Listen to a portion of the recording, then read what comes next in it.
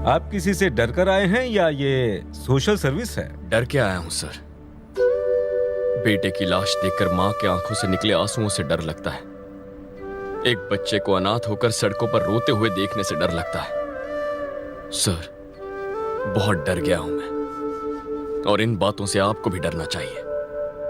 आपने मदद नहीं की तो मजबूरन मैं हथियार उठाऊंगा, और अगर मैंने हथियार उठाया तो बस 5 मिनट में उस पूरे चंद्रवंशी कुल का नामो निशान मिटा दूंगा।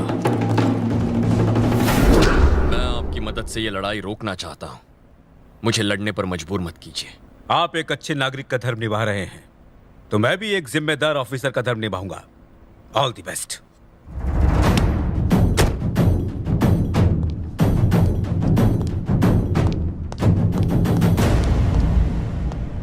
नमस्कार सर, आज यहाँ कलेक्टर ऑफिस में? कलेक्टर साहब से कुछ काम था। सब ठीक तो है ना सर? बिल्कुल।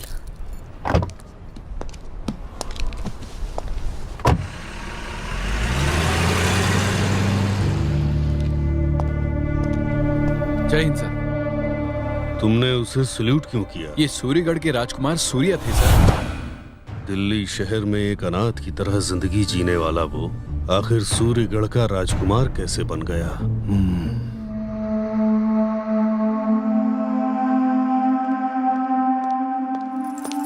माँ, भूख लगी है, खाना लगवाओ। हाँ।